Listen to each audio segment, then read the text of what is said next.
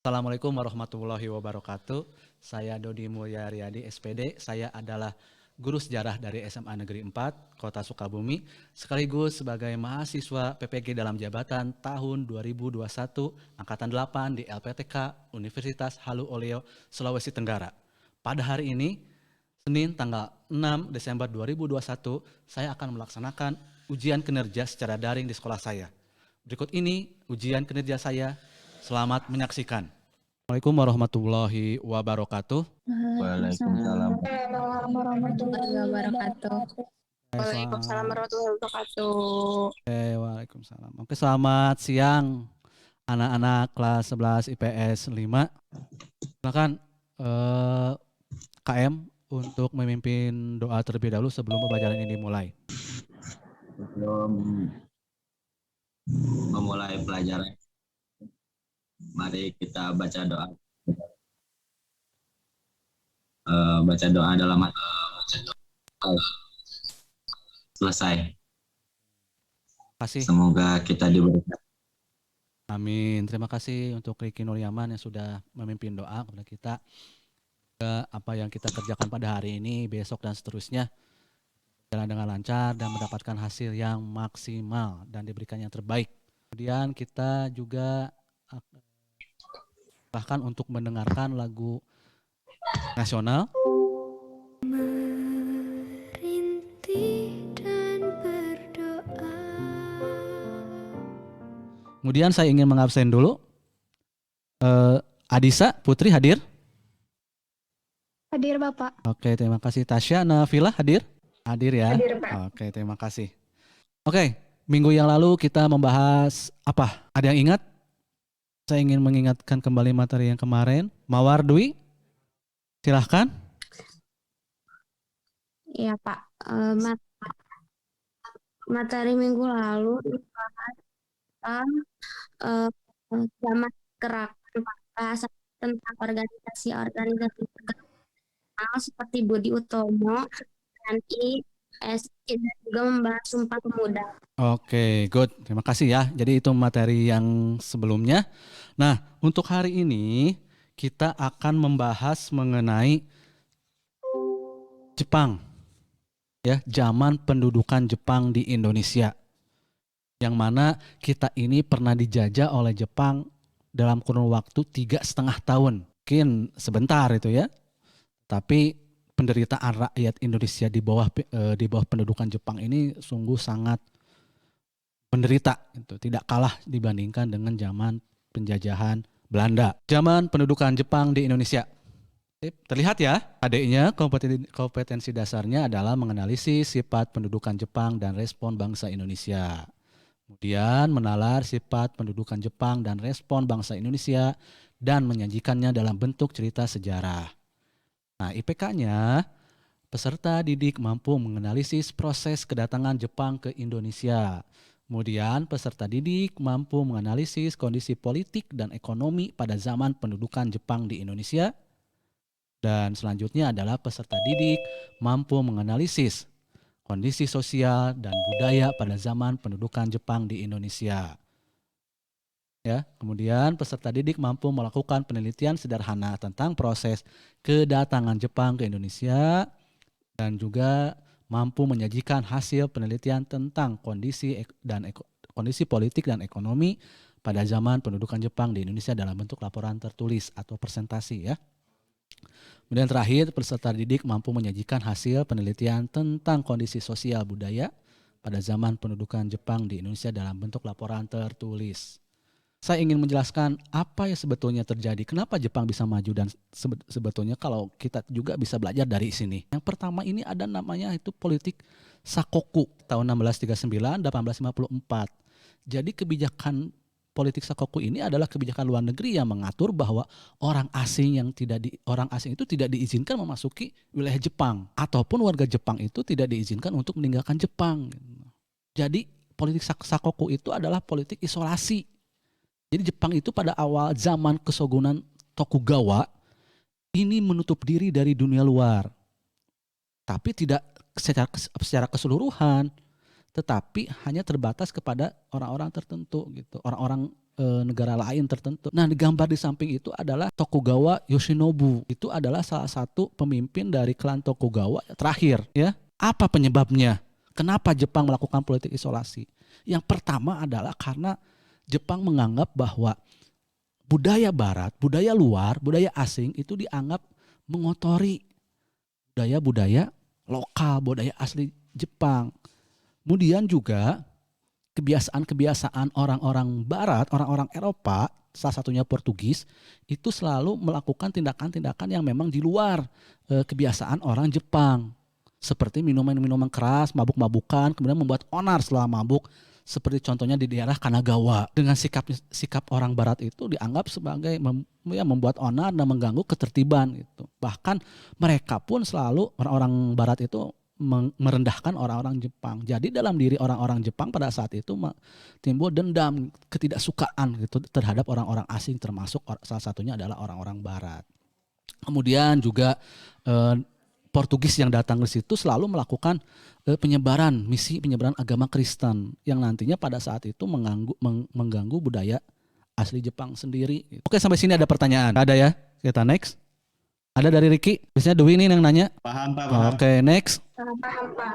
Nah, tetapi politik isolasi ini ternyata ini Jepang dipaksa dibuka itu ya. Dibuka jalur-jalur perdagangannya, di politik isolasi, politik sakokunya itu dihilangkan berkat kedatangan dari Amerika Serikat yang diwakili oleh Commodore Perry. Commodore Perry ini 2 kali datang, yang awalnya inti ditolak gitu ya, tapi dengan ancaman angkatan laut Amerika Serikat, kemudian nanti memaksa Jepang untuk membuka politik isolasinya. Kalau tidak ada, kita lanjutkan ke restorasi Meiji. Apa itu restorasi Meiji? Ada yang tahu? Serangkaian kejadian yang berpuncak pada pengembalian kekuasaan di Jepang kepada kaisar pada tahun 1868. Nah, bagaimana struktur sosial masa sebelum restorasi Meiji dan setelah restorasi Meiji? Nah, apa yang menyebabkan Jepang ingin menguasai Asia? Yang pertama adalah doktrin Hakko Ichiyo. 8 penjuru dunia di bawah satu atap. Ya, kalau Jerman Lebensraum itu ya. Kemudian Italia Irridente. Jerman itu kan siapa pemimpinnya Jerman di Perang Dunia Kedua? Adolf Hitler. Oke, good. Italia siapa? Italia, sejarah peminatan. Yang gemuk itu, yang mantan guru sejarah. Benito Mussolini. Ya, yang dulu itu memaksa kepada timnas Italia, timnas sepak bola Italia untuk memenangkan Piala Dunia, 2 gelaran Piala Dunia. Dan kalau tidak menang, maka kepala akan ditembak semua pemainnya. Itu Benito Mussolini itu. Ya, dan satu lagi di Jepang adalah Kaisar Hirohito. Ya, yang mana pada situ kan cucunya dari Kaisar Matsuhito. Ini nih doktrinnya. Ya, Jerman Lebensraum, Italia Irridente, ya, romantisme terhadap masa kejayaan Romawi.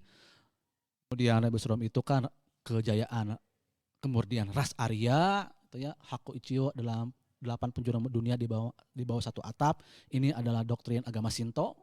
Ya, jadi semua negara harus ada di bawah pimpinan Jepang. Jepang diberkati oleh Tuhan, oleh Dewa Matahari untuk menguasai dunia. Saya sudah mengatakan bahwa Dewa Matahari adalah jelmaan dari kaisar-kaisar yang ada di Jepang. Jadi kaisar di Jepang wajib disembah.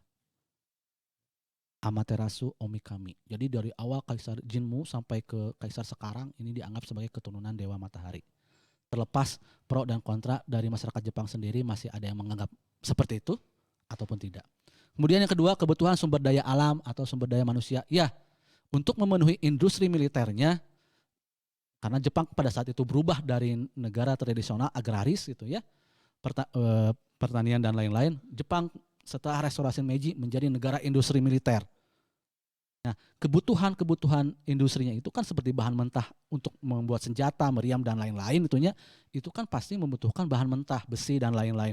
Pada akhirnya Jepang mencari sumber daya tersebut ke wilayah Asia dan menemukannya di wilayah Asia Tenggara. Ya. Kemudian juga sumber daya manusia pada saat restorasi Meiji, pasca restorasi Meiji, jumlah penduduk Jepang itu sebelumnya itu 30 juta penduduk. Tapi setelah restorasi Meiji berkembang itu menjadi 70 juta penduduk. Akhirnya kan terjadi ledakan jumlah penduduk dengan jumlah wilayahnya sedikit gitu. Maka harus mencari daerah-daerah lain ya, untuk memindahkan penduduknya tersebut. Dan juga tadi populasi penduduk tadi ya apa yang saya sampaikan tadi. Kemudian juga bahan makanan juga kan pasti terbatas kan. Semakin banyak jumlah manusianya maka semakin harus dipenuhi juga jumlah makanannya, sandang pangannya. Itu didapat di mana? Dari negara Asia Tenggara. Dan terakhir adalah embargo oleh Amerika Serikat. Jepang butuh sumber daya mineral, itunya sumber barang mentahnya itu untuk memenuhi industri militernya, industri otomotif dan lain-lainnya. Tetapi mereka itu mendapatkan sumber daya itu hasil membeli dari Amerika Serikat. Tetapi setelah Jepang menjadi negara industri dan menjadi negara fasis, pada akhirnya itu di stop. Artinya bingung kan tentu Jepang cari kemana lagi nih sumber daya alamnya. Pada akhirnya nanti mereka akan mencari wilayah Asia Tenggara dengan cara menyerang kawasan Pearl Harbor 1941. Ya, ini adalah salah satu pangkalan militer yang ada di mana? Milik Amerika Serikat itu ada di mana pangkalan militernya di Asia Pasifik? 1941. Hawaii, oke, sip, good. Ya ada di Hawaii, ya. Jadi Amerika Serikat itu menganggap bahwa serangan awalnya pesawat-pesawat tempur yang datang itu ke Hawaii itu dianggap sebagai pesawat latihan. Tapi setelah menurunkan bom dan lain-lain ternyata ini adalah serangan dari Jepang. Tidak disangka gitu ya. Tapi ini hanya mampu untuk melumpuhkan saja, tidak menghancurkan secara total atau secara keseluruhan. Ini berani nih Jepang nih, negara yang baru belajar, negara yang baru maju, negara Asia yang baru maju, ini mampu melawan Amerika Serikat yang sudah mapan secara teknologi, bahkan dianggap sebagai negara adidaya selain Uni Soviet, selain Jerman, ya, yang pada saat itu memang menguasai Eropa, ya, wanianan gitu kan. Jadi ini bukan nekat tetapi ada perhitungan-perhitungan militernya gitu.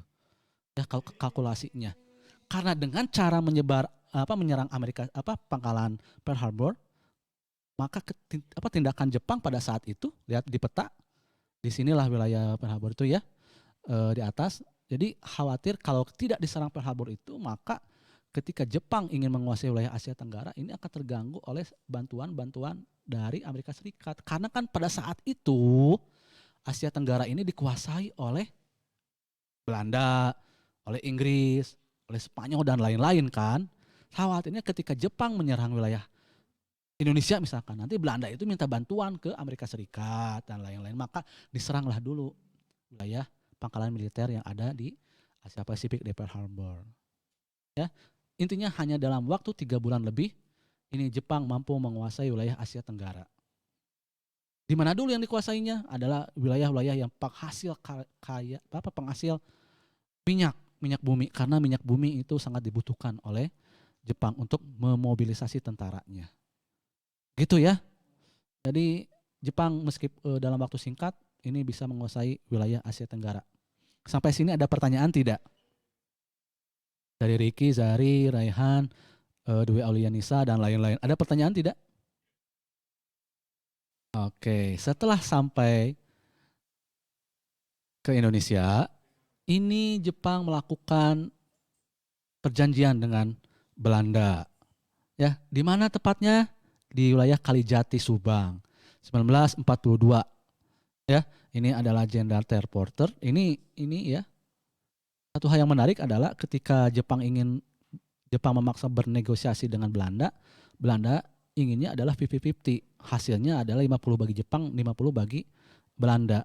Tapi ditolak mentah-mentah oleh Jepang. Kalau tidak ada pertanyaan, kita next langsung kita bagi kelompok. Kelompok pertama adalah membahas kondisi politik dan ekonomi Indonesia pada zaman pendudukan Jepang. Yang kedua adalah membahas mengenai kondisi sosial dan budaya Indonesia pada zaman pendudukan Jepang. Silahkan, sudah dibagi dua dan untuk masuk ke breakout room. Oke, sebelum tampil saya ingin menunjukkan video dulu dari itu Batota ya. Jadi ini adalah sebuah lagu kekasaran Jepang pada saat itu.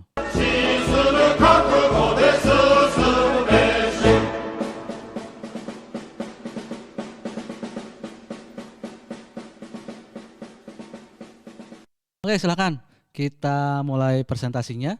Dimulai dari kelompok 1 untuk membahas mengenai politik dan ekonomi Indonesia pada zaman pendudukan Jepang. Silakan. Oke, sebelumnya saya dari kelompok 1 akan mempresentasikan topik dengan judul Kondisi Politik dan Ekonomi pada Zaman Pendudukan Jepang di Indonesia. Jadi, sewaktu Indonesia masih di bawah penjajahan Jepang, sistem ekonomi yang diterapkan adalah sistem ekonomi perang. Pada saat itu, Jepang merasa penting untuk menguasai sumber-sumber bahan mentah dari berbagai wilayah Indonesia.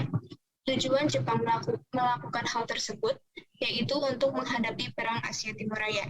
Pemerintah Jepang selalu mengajak bekerja sama golongan-golongan nasionalis. Hal ini jelas berbeda dibandingkan pada masa pemerintahan Hindia Belanda. Nah, saat itu, golongan nasionalis selalu dicurigai. Golongan nasionalis mau bekerja sama dengan pemerintahan Jepang karena Jepang banyak membebaskan pemimpin nasional Indonesia dari penjara, kayak Soekarno, Hatta, dan juga Syahrir.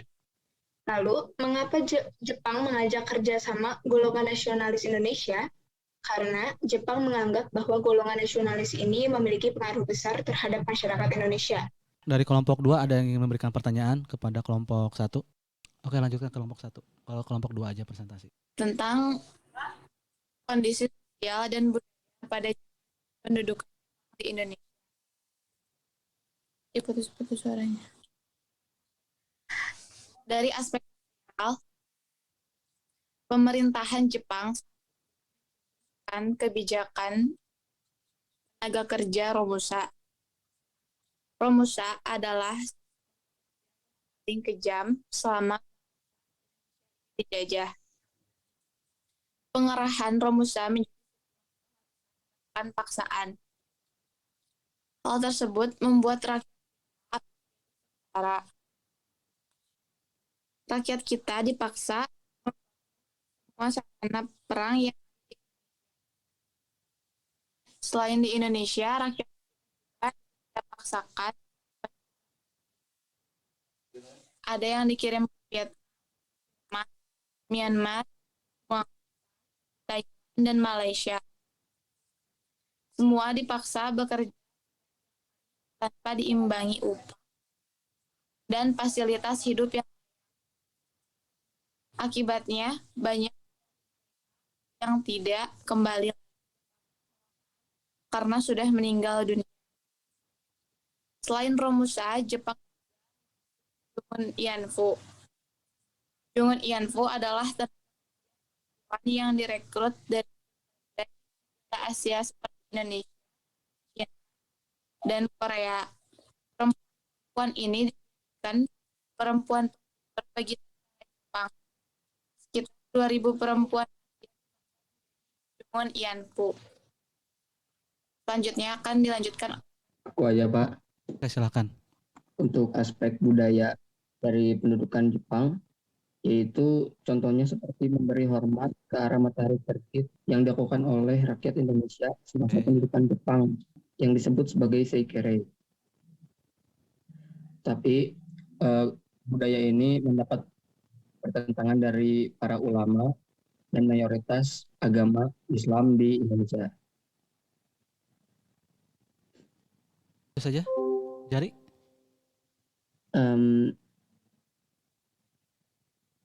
Oh, ini ada juga ini pemerintahan Jepang juga mendirikan suatu lembaga kebudayaan dinamainnya Keimin Koso. Oke. Tujuannya itu untuk mengawasi dan mengarahkan kegiatan para seniman agar karya-karyanya tidak menyimpang dari kepentingan Jepang. Terus media pers juga ada infiltrasi dan pihak pendudukan Jepang. Good. Silakan dari kelompok 1 atau dari kelompok 2. Masing-masing ada pertanyaan ke kelompok 1 atau ke kelompok 2 ataupun sebaliknya. Silakan. Posisinya ke Buat siapa? kelompok 2 itu bertanya. Oke, silakan kelompok 2 dari kelompok 1 ke kelompok 2 bertanyanya, silakan. Mengapa tingkatan sosial di masa pendudukan Jepang menempatkan golongan Jepang di atas golongan pribumi? Bapak, aku mau jawab soal yang kecil. Hal itu karena Jepang ingin mengambil hati rakyat dan menarik simpati rakyat Indonesia untuk membantu Jepang dalam Perang Asia Timur Raya. Penempatan golongan Eropa pada posisi terendah dalam stratifikasi sosial berkaitan dengan kebijakan Jepang yang anti Barat. Tingkatan sosial di masa pendudukan Jepang seharusnya tidak menempatkan golongan pribumi di atas golongan Jepang, melainkan golongan pribumi di bawah golongan Jepang. Tingkatan sosial pada masa pendudukan Jepang di Indonesia berurutan dari yang tertinggi, yaitu orang Jepang pribumi, golongan timur asing, selain Jepang, India, Arab, dan Cina, dan terendah adalah golongan Eropa. Oke. Udah, Bapak. Gimana Pak Uziah? Jawabannya? Cukup ya? Oke, cukup. Oke, silakan. Ada lagi pertanyaan? Saya tidak bisa melihat wajah kalian, jadi saya tanya juga. Halo. Kalau tidak jawab berarti kemana? Suaranya tidak ada gitu. Minimal dijawab saja dulu gitu. Lagi berdiskusi Bapak. Oke. Tes, nih Srina sudah diskusinya? Aku ada pertanyaan. Oh, dari Nires. Untuk kelompok 1, apakah ada pengaruhnya sistem ekonomi Jepang dengan perdagangan internasional di Indonesia? Mau menjawab Bapak. Ada, yaitu pada harga, pendapatan nasional, dan negara-negara yang terlibat. Gimana Bill? Ada gitu ya, jawabannya ada. Ya, pada harga, pendapatan nasional, dan tingkat kesempatan kerja negara-negara yang terlibat. Oke. Ya, bisa didengar jawabannya ya? Bisa, terima kasih Nabila. Ada lagi pertanyaan? Aku deh Pak, mau nanya. Ya, silahkan. Kenapa mega proyek di masa pendudukan Jepang tidak sebanyak dengan mega proyek di masa pendudukan Belanda? Bapak, boleh diulang dari? Tadi silahkan diulang. Mengapa mega proyek pada masa pendudukan Jepang banyak ya? Lebih sedikit dibandingkan dengan mega proyek zaman penjajahan Belanda, begitu ya Zari ya? Nah, gitu. Karena masa pendudukan Belanda lebih lama ketimbang Jepang, sehingga proses pembangunan atau proyek bisa terimplementasikan ketimbang saat pendudukan Jepang. Gimana Zari nih? Dengar Pak. Oke, gimana Zar? Ya mungkin itu juga Pak salah satu. Terus pernah dengar juga, maksudnya pernah baca, katanya waktu datang pendudukan Jepang itu Belanda tuh udah ngehancurin objek-objek vital mega proyek mereka. Hah? Jadi ketika Jepang masuk itu mereka malah membangun kembali dari objek-objek vital yang sudah rusak. Oke, ya betul ya dari Zari. Sip.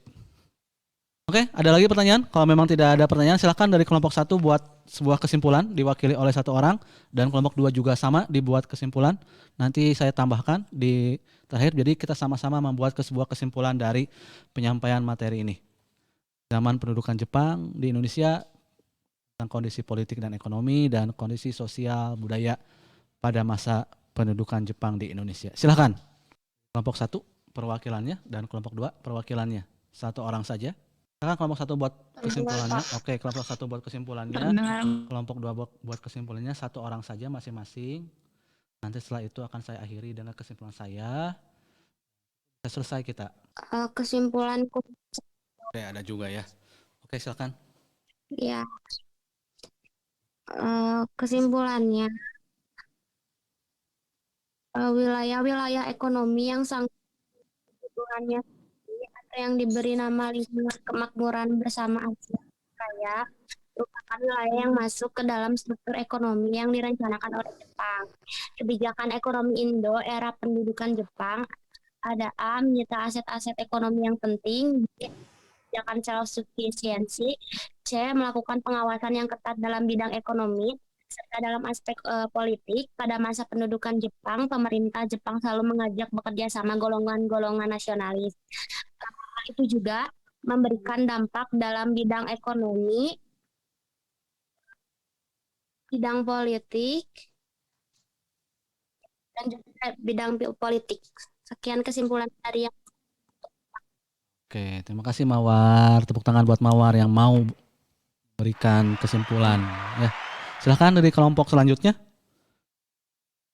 Ya dan budaya. Halo, silahkan yang kelompok selanjutnya. Ya Pak, kesimpulannya sama Susan Pak. Oke, ya daripada nggak ada orangnya gitu kan.